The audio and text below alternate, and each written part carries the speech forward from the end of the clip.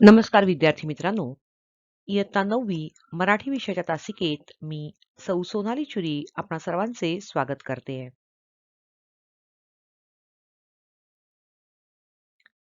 मुलांनो, आपण विश्वकोशाबाबत पाहत होतो.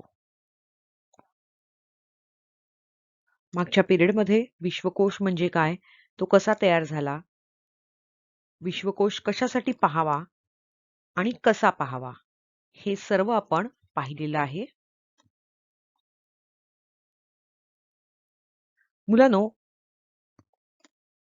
शब्दकोड. आता शब्दकोड कसं सोडवायचं तर बघा, पुढच्या पानावर त्यांनी शब्दकोड दिलेला आहे. मी इथे पटापट वाचून दाखवते. स्वेदगंगा या कविता संग्रहाचे कवी करंदीकर आहेत. एका साहित्यिकाचं आडनाव श्रीपाद कृष्ण कोल्हटकर आहेत.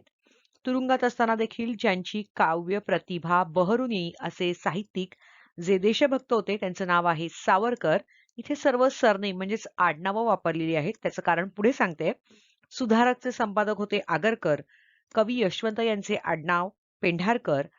विनोदी साहित्य लिहिणाऱ्या एका साहित्यिकाचं आडनाव आहे मिरासदार. मालतीबाई बेडेकर यांनी वापरलेल्या टोपण नावातील आडनाव शिरूरकर आणि कवी कुसुमाग्रज यांचं आडनाव आहे शिरवाडकर. आता हे कोड पहा. इथे हे कोड दिलेलं आहे आणि क्रमांक दिलेले आहेत. उत्तर मी अगोदरच तुम्हाला सांगितली, जी आता करंदीकर, कोल्हटकर, सावरकर, आगरकर, पेंढारकर, मिरासदार, शिरूरकर आणि शिरवाडकर ही जी मी 8 तुम्हाला सरनेम किंवा आडनावं सांगितलेली आहेत, ती लिहायचा एक नियम आहे की जिथे नंबर आहेत, अंक दिलेले आहेत, तिथून सुरुवात करायचं आणि प्रत्येक आडनावाच्या शेवटी र येतो. बरोबर? तर अशा प्रकारे ही भाषेची गंमत, अर्थशटा आहेत, शब्दावरचं प्रभुत्व आहे, शब्द चातुर्य आहे, भाषा समृद्धी, शब्दाचं ज्ञान आणि तुमच्या शब्द संपत्तीमध्ये भर पडते. असे हे सगळे शब्द संग्रह या मध्ये दिलेले आहेत आणि अशा प्रकारे हे शब्दकोड पूर्ण होतं.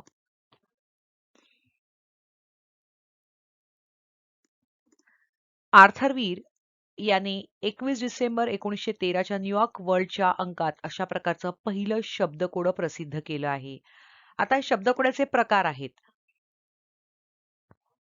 हाच तो चहा हे वाक्य दोन्हीकडून जरी शब्द वाचले म्हणजे हाच तो चहा, हाच तो चहा, याला विलोमपद असं म्हणतात. जसं वाचतो तसं सरळ वाचलं तरी सेम होतं आणि उलट वाचलं तरी सेम होतं. इयत्ता 7वीला हे विलोमपद तुम्ही शिकला आहात. तर हे वाक्य दोन्हीकडून जरी वाचलं तरी एकसारखंच त्याची शब्दरचना बनते. अशा प्रकारच्या शाब्दिक करामतीवर हे आधारित कोड असावं असा अंदाज आहे. मुलांनो, विविध वृत्तपत्रे, मासिक, साप्ताहिक यामध्ये येणारी शब्दकोडी तुम्ही सोडवता आणि भाषेची गंमत अनुभवत असता. अर्थात इथे भाषेची मर्यादा नाहीये. मराठी आणि इंग्रजीमध्ये क्रॉसवर्ड वगैरे असतात किंवा गणितामध्ये सुद्धा अशी कोडी असतात.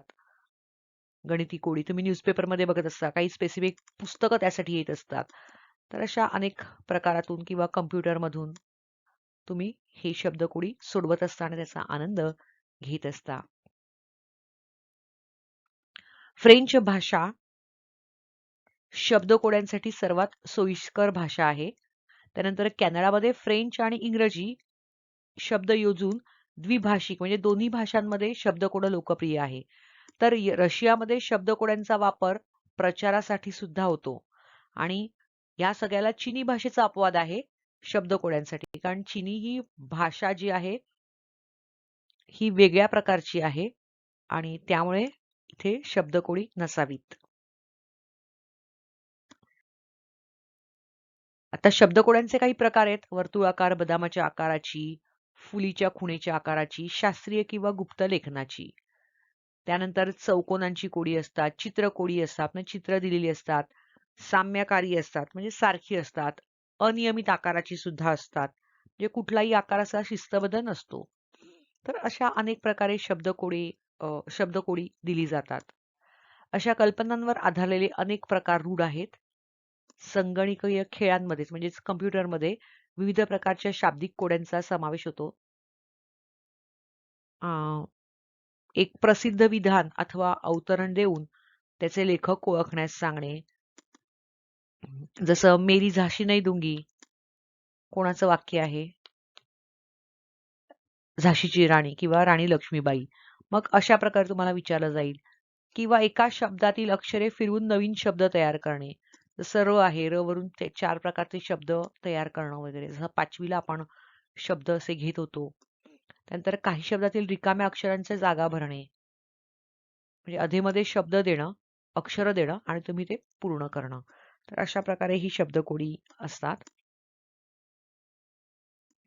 आता दुसरा प्रकार आहे की केशभूषेचा. केशभूषा म्हणजे हेअरस्टाईल. आजकाल केसांच्या वेगवेगळ्या स्टाईल्स करणं तुम्हाला सर्वांना आवडतं. पण मुलांनो, तुम्हाला आश्चर्य वाटेल की हे पुराण काळापासून आकर्षक केशरचनेचं आकर्षण सर्व समाजामध्ये होतं. आता केशभूषेमध्ये काय काय येतं? तर केस कापणं, धुणं, नीट करणं, विंचरणं, कुरळे करणं, सरळ करणं. ओके, तर अशा कुरळे करणं म्हणजे कर्ल करणं आणि स्ट्रेटलिंग करणं, सरळ करणं. तर हे अनेक प्रकार आहेत. ह्याचा उद्देश असा आहे की केशभूषेचा मुख्य उद्देश असा आहे की आकर्षकता किंवा सौंदर्य वाढवणं. आणि सामाजिक उद्देश बघायला गेलं तर सामाजिक संकेतानुसार प्रतिकात्मक केशभूषा असे. जसं राणीची केशभूषा वेगळ्या प्रकारची असे, सामान्य लोकांची केशभूषा वेगळ्या प्रकारची असे. तर अशा वेगवेगळे उद्देश त्या केशभूषेच्या मागे असत. पूर्वीच्या काळी आपल्या भारतामध्ये केशवपन केलं जाई, ज्यांचे पती पूर्वीच्या काही सिरियल्स मला वाटतं टीव्हीवर लागतात. तर असं काही तुम्ही बघितलं असेल तर माहिती असेल की जिचा पती मेलेला आहे त्या पती निधनानंतर तिचे केस लांब वगैरे असतात, मध्ये कापले जातात, एकदम छोटे बॉयकट किंवा टकलं सुद्धा केलं जायचं वगैरे वगैरे. तर असे सामाजिक उद्देश वेगवेगळे आहेत त्यामागचे.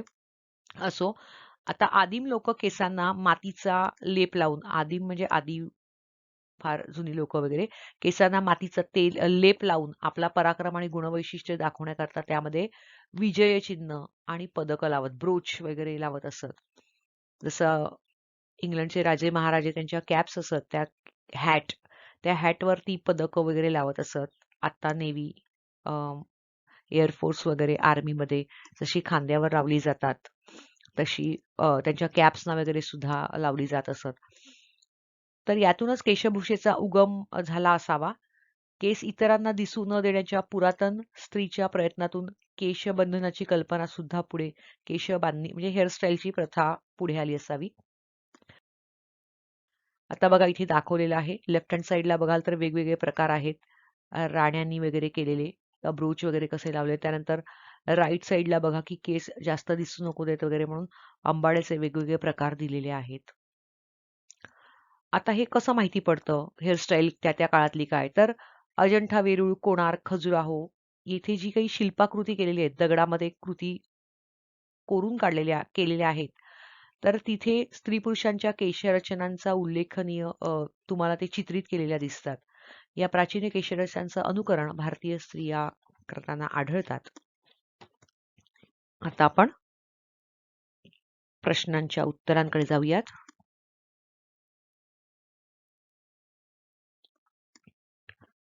प्रश्न पहिला आहे, खालील कृती लिहा. त्यातला पहिला आहे टिपा लिहा.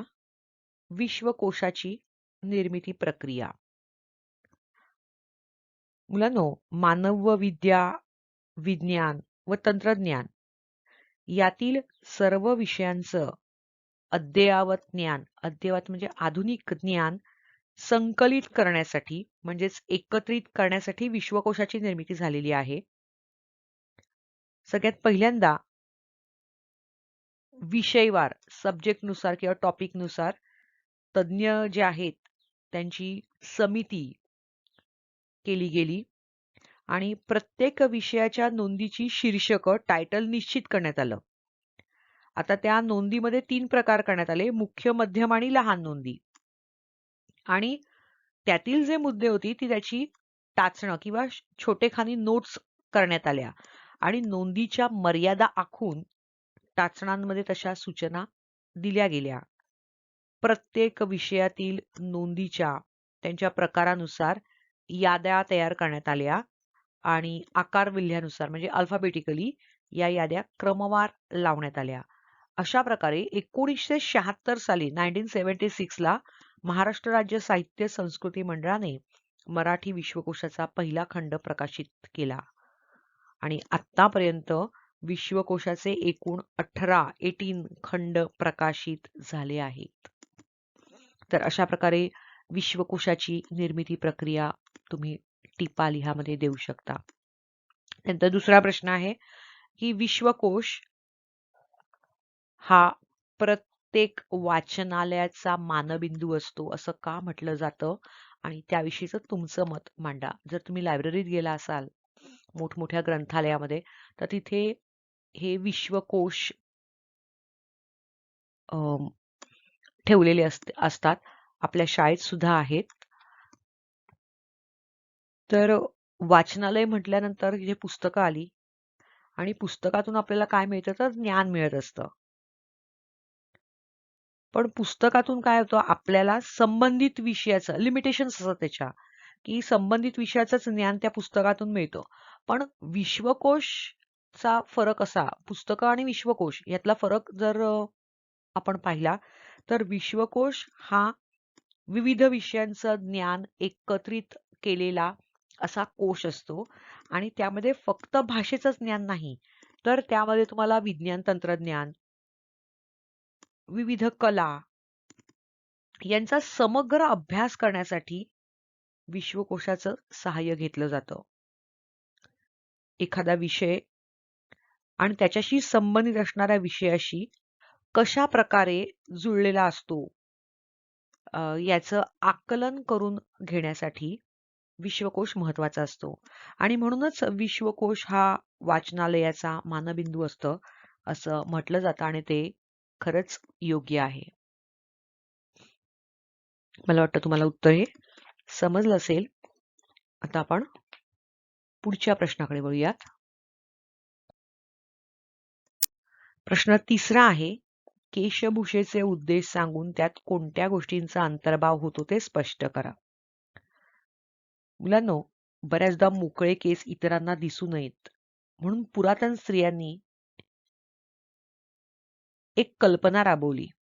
ती होती केश बंधनाची म्हणजे केस बांधण्याची. आणि या कल्पनेतून केशभूषेचा उगम झाला असावा. म्हणजे आपले केस कोणाला दिसू नको देत तर अशा प्रकारे ती केस बांधण्याची रचना त्याला आपण हेअरस्टाईल म्हणतो ती त्यांनी सुरुवात केली आणि त्यामधूनच या कल्पनेतूनच केशभूषेची निर्मिती झाली असावी असं वाटतंय. कारण लेण्यांमध्ये जी जुनी लेणी आहेत शिल्पाकृती आहेत यामध्ये आढळलेल्या स्त्रियांनी केलेल्या प्राचीन केशरचनाचं अनुकरण भारतीय स्त्रिया आजही करताना आढळत आहेत. जसं वेणी घालणं किंवा डोक्याच्या वरती आंबोडा घालणं बरोबर आणि मग तिथे फुलं माळणं गजरा किंवा वेणी घालणं वगैरे हे सगळं त्या लेण्यांमध्ये त्या शिल्पाकृतीमध्ये दिसतं. आणि मुळातच केशभूषेचा म्हणजे हेअरस्टाईलचा मुख्य उद्देश काय आहे तर आकर्षक दिसणं आणि आपल्या सौंदर्यामध्ये वाढ करणं किंवा सौंदर्य वाढवणं यासाठी केशभूषेचा मुख्य उद्देश आहे. बघा काही वेळेला आपल्याला ते असं स्पाइक्स वगैरे करायला आवडतात बॉईजना वगैरे स्पेशली मग आम्ही ओरडत असतो की असे केस करू नकात वगैरे. काही जण केसाच्या इकडे वस्त्रा फिरून काहीतरी रेषा मारत असतात वगैरे वगैरे वगैरे.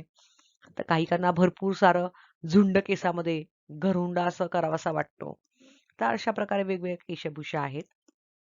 तर काही काहींना केस लांब बॉईजना केस लांब करावेसे वाटतात पोनी घालावासा वाटतो वगैरे वगैरे. तर हे सगळं कशासाठी करतात तर आकर्षक दिसण्यासाठी आणि सौंदर्य वाढवण्यासाठी हाच हेतू त्यामागे असतो. तर सामाजिक संकेतानुसार प्रतिकात्मक केशभूषा करणं हा केशभूषेचा सामाजिक उद्देश ठरतो समाजाच्या दृष्टीने. आणि केशभूषेमध्ये काय येतं तर केस कापणं केस धुणं ते नीट करणं विंचरणं कुरळे करणं किंवा सरळ करणं तर या सगळ्या गोष्टींचा अंतर्भाव त्यामध्ये होत असतो. तर अशा प्रकारे तुम्ही उत्तर इथे लिहिणं अपेक्षित आहे. आता इतर स्वाध्याय कृतीमधला प्रश्न दुसरा जो आहे टिपा लिहा. विश्वकोशाचा उपयोग. तर विश्वकोशाचा उपयोग सांगत असताना मला असं वाटतंय की शिक्षणाचा प्रसार खूप झपाट्याने झालेला आहे.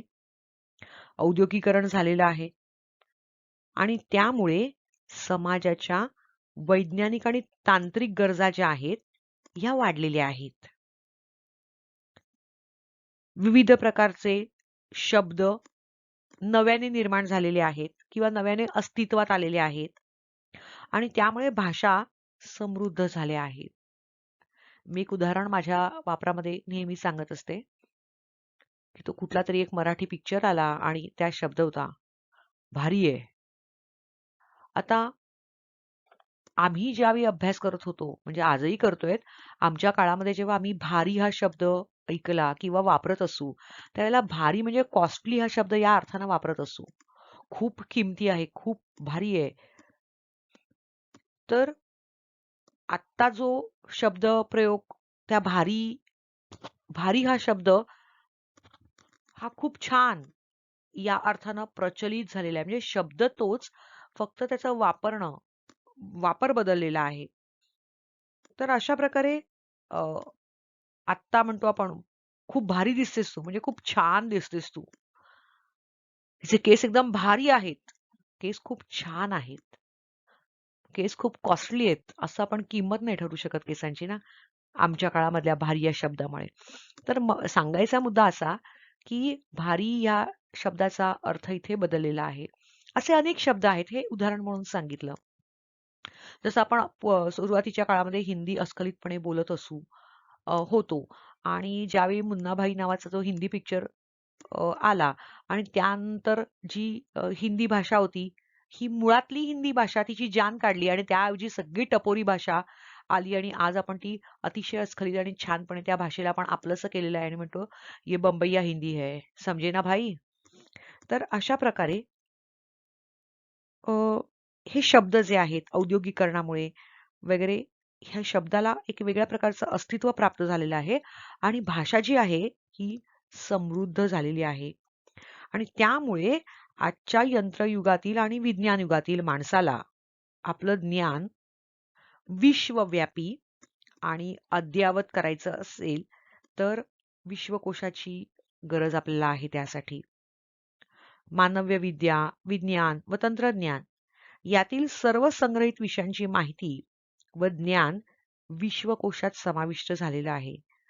मुख्य विषय आणि त्याच्या संलग्न विषयाचं ज्ञान मिळवण्यासाठी विश्वकोशाचा अत्यंत निकडीचा उपयोग आहे. म्हणजे विश्वकोश आपल्याला खरंच खरंच खूप गरजेचा आहे. तुमच्याकडे ती वेबसाईट आहे. तुम्ही त्या साईटवर जा आणि खरंच एकदा उघडून बघा. म्हणजे तुम्हाला कल्पना येईल की आपण कुठे कुठे कुठे कुठे फिरू शकतो त्या शब्द विश्वकोशामुळे मध्ये. खूप छान वाटतं. एक 5-7 मिनिटं फक्त काढा आणि त्या साईडला व्हिजिट द्या. म्हणजे तुम्हाला विश्वकोश काय ते कळेल, त्याचा उपयोग कळेल, नाना विविध प्रकारचे शब्द कळतील. आपण एखादा शब्द शोधायला गेलो तर त्याचे 5-6 अर्थ निघतात आणि मग ते सगळे आपल्याला कळतं. जसं एक एक एक छोटं उदाहरण सांगायचं तर सूत. सूत म्हणजे धागा, थ्रेड मराठीमध्ये. आणि दुसरा सूत जो आहे, तो सूत म्हणजे मुलगा. उकारामध्ये फक्त फरक आहे. ऱ्हस्व उकार आणि दीर्घ उकार. त्यानंतर दिन हा शब्द तो तुमच्या परिचयाचा आहे. दिन म्हणजे गरीब आणि दिन म्हणजे दिवस सुद्धा. आजचा दिन कोणता आहे? सोमवार आहे, मंगळवार आहे. तर हा दिन त्याचं प्रोनाउन्सिएशन जरी सेम असलं, उच्चारण सेम असलं, तरी सुद्धा काय आहे त्याच्या ऱ्हस्व आणि दीर्घामध्ये फरक आहे आणि त्यामुळे त्या शब्दाचा अर्थ बदलतोय. तर हे कसं कळतं? तर ह्या विश्वकोशाचा, शब्दकोशाचा आपण जेव्हा अभ्यास करायला लागतो, तेव्हा हे नवीन-नवीन शब्द आपल्याला कळतात. जसं तुमच्या इंग्रजीमध्ये आय कधी वापरायचा, डबल ई कधी वापरायचा, ए कधी वापरायचा, ई कधी वापरायचा. हे जे बेसिक नियम तुमच्या येत असतात आणि प्रत्येक शब्दाच्या उच्चारणानुसार, प्रोनाउन्सिएशननुसार ते स्पेलिंग बदलत जातं. तसंच हा विश्वकोश आहे. तुम्ही नक्की त्याला एकदा त्या ठिकाणी फेरफटका मारा त्या साईडवर. तुम्हाला नक्कीच आवडेल आणि मजा सुद्धा येईल, आनंद घ्याल तुम्ही त्याचा. आता आपण पुढच्या प्रश्नाकडे वळतो आहोत.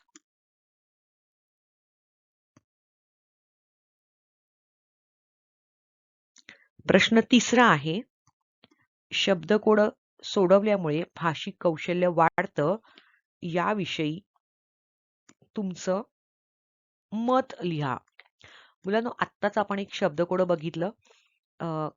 मध्ये र आहे आणि 8 प्रश्न विचारले होते, त्यांची उत्तरं मी तुम्हाला सांगितली आणि सुरुवात आपण त्या अंकापासून जर केली तर शेवटी जे जे सरनेम येतं, जे आडनाव येतं, त्याला र हा कॉमन होता आणि म्हणून मधल्या गोलामध्ये र होता. हे अक्षर होतं.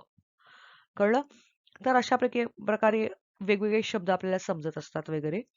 तर उत्तर कसं लिहायचं? तर विविध मासिकांमधून किंवा वर्तमानपत्राच्या पुरवण्या असतात, सप्लिमेंट.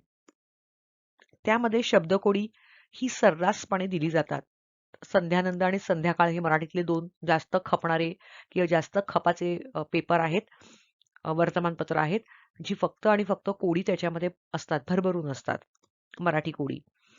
तर विविध मासिकातून किंवा वर्तमानपत्रातून त्यांच्या पुरवण्यामधून शब्दकोडी सर्रास दिली जातात आणि शब्दकोड सोडवल्यामुळे काय होतं, तर अनेक नवीन जुने शब्द आपल्याला कळत असतात.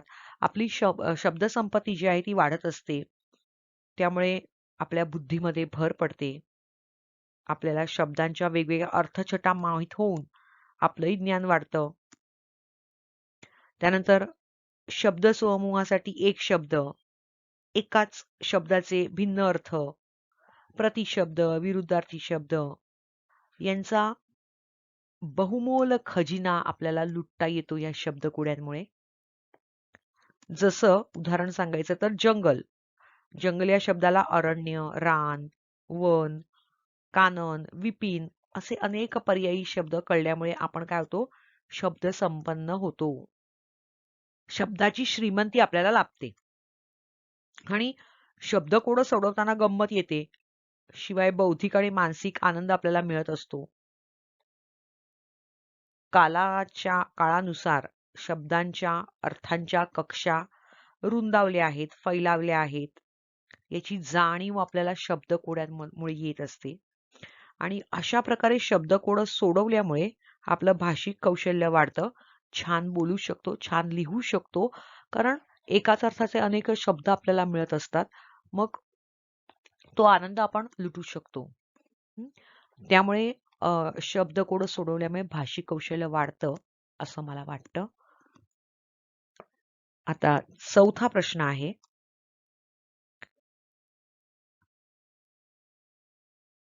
विश्वकोश पाहण्याचे तुम्हाला लक्षात आलेले फायदे. मुलांनो, यासाठी तुम्हाला विश्वकोश पाहायला हवा. तर आता त्याचे फायदे मी तुम्हाला सांगते, की आपल्याला माहित नसलेल्या विषयांची माहिती मिळवण्यासाठी विश्वकोश हा आपला मित्र ठरत असतो, मार्गदर्शक ठरत असतो, सोबती ठरत असतो.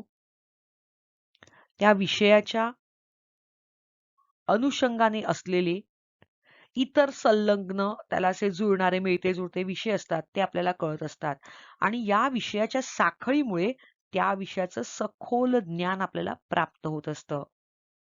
त्यानंतर आपलं ज्ञानाविषयीचं कुतूहल जे असतं, एक जिज्ञासा असते, तर विश्वकोशाने हे जे कुतूहल असतं, ही जिज्ञासा असते, ही कुठेतरी शमवण्याचा प्रयत्न केला जातो. आणि विश्वकोश पाहण्यामुळे काय होतं, आपलं जागतिक ज्ञानक्षेत्राचं क्षितिज जे आहे हे विस्तारतं. केवळ आपण त्या डबक्यात एवढेच शब्द आहेत म्हणून एवढेच बघायचे, एवढेच वापरायचे नाही. तर आपण सुरुवातीपासून काय करतो, आता मराठीबद्दल मी नाही बोलत, थोडंसं ट्रॅक चेंज करून सांगते, की इंग्रजीमध्ये आपण डिक्शनरी वापरत असतो शाळेमध्ये. ती डिक्शनरी का वापरत असतो, तर सुरुवातीला आपण वापरतो की त्याचा गोष्टी पुस्तकं वाचत असताना किंवा आपण अभ्यास करत असताना ते इंग्रजीचे शब्द आपल्याला कळत नाहीत. त्याला सिमिलर असे शब्द आपण शोधत असतो मीनिंग वाले आणि ते मीनिंग असलेले शब्द आपल्याला कळल्यामुळे आपल्याला आपल्या भाषेतले ते शब्द वाटतात आणि मग आपल्याला त्याचा अर्थबोध चांगल्या प्रकारे होत असतो. बरोबर. त्यानंतर जसं मी म्हणते की आय एम अँग्री, तर अँग्रीला खूप छान शब्द आहे अनॉइड, किती छान वाटतं, काहीतरी वेगळा शब्द वापरल्याचा एक आनंद वाटत असतो. तर हे कुठून येतं? तर हे डिक्शनरी मधून येत असतं. म्हणून सांगितलं की सुरुवातीला मुलांना आम्ही शाळेमध्ये डिक्शनरी देतो ते कशासाठी देतो? तर शब्दाचे अर्थ कळण्यासाठी आणि जसजसे मुलं मोठी होत जातात त्यानुसार आम्ही बऱ्याचदा सांगत असतो की बघा 5-5 शब्द रोज वाचा आणि ते शब्द तुमच्या नेहमीच्या बोलण्यामध्ये आणण्याचे प्रयत्न करा. जेणेकरून तुमची भाषा समृद्ध होईल. अनेक प्रकारचे शब्द तुम्हाला मिळत जातील. याचा फायदा अर्थातच तुम्हाला होत असतो. कोणाशी बोलताना वगैरे बघा की आपली भाषा खूप छान आणि शुद्ध असली की खूप बरं वाटतं. त्यानंतर एक प्रकारचं धीर, एक कॉन्फिडन्स आपल्या चेहऱ्यावर दिसतो की नाही मला हे माहिती आहे, मी हे बोलू शकते वगैरे, वगैरे. तर अशा प्रकारे जागतिक ज्ञानक्षेत्राचं क्षितिज सुद्धा विस्तारलं जातं आपल्या या विश्वकोश पाहण्यामुळे किंवा नवीन नवीन शब्द, भाषा संपत्ती आपल्याला मिळत जाते त्यामुळे. त्यानंतर आपली जी अभिव्यक्ती असते म्हणजे आपण जे बोलतो वगैरे प्रकट करतो स्वतः जे काही असेल ते बोलण्यात असो, लेखनात असो, तर त्याला योग्य चालना मिळते. कारण शब्दच जर नसतील आपल्याकडे, शब्दसंपत्ती नसेल तर आपण लिहू शकत नाही. वाक्य, सेंटेन्सेस पूर्ण करू शकत नाहीत आपल्याला शब्दाअभावी. त्यामुळे आपण जे अभिव्यक्त होत असतो त्याला चालना मिळत असते. त्यानंतर मराठी विश्वकोश हाताळल्यामुळे सर्व प्रकारचे प्रगल्भ आणि जे सूक्ष्म ज्ञान आहे ते आपल्याला मराठी भाषेतून मिळतं आणि आपल्या ज्ञानविषयक ज्या गरजा आहेत या भागवल्या जातात. कळलं? विश्वकोशाचे किती सारे फायदे आहेत ते. चला आता आपण शेवटच्या प्रश्नाकडे जातोय. प्रश्न 5वा आहे, विश्वकोशाचा उपयोग तुम्हाला मराठी भाषेतील ज्ञान प्राप्त करण्यासाठी कसा होऊ शकेल ते लिहा. मुलांनो,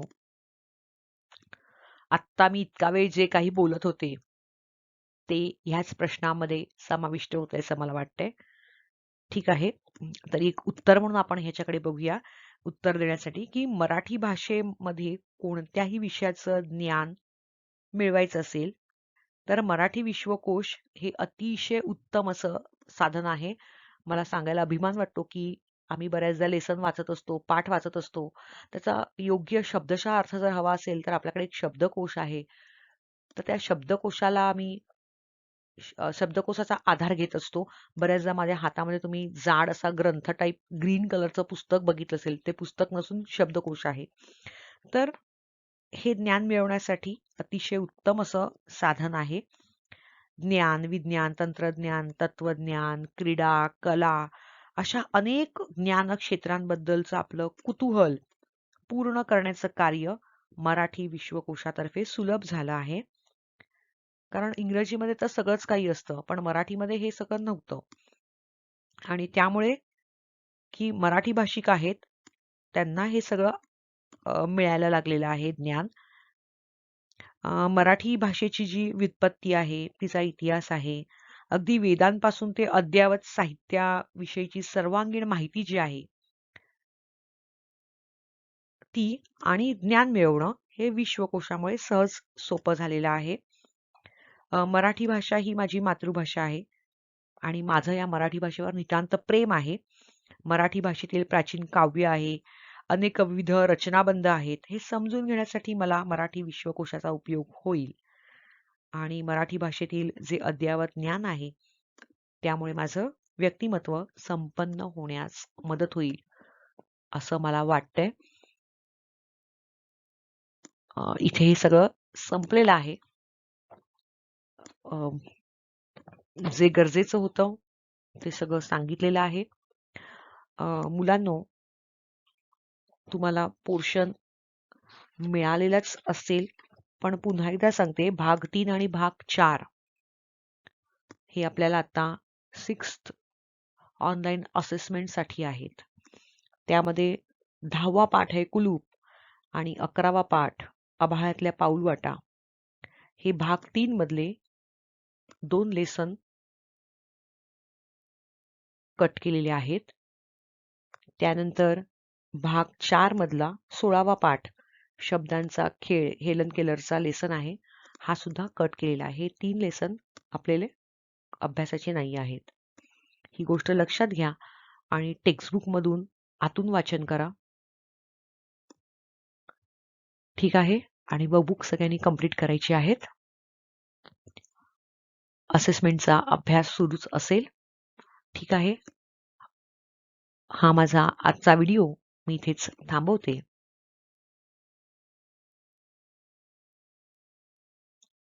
थँक यू.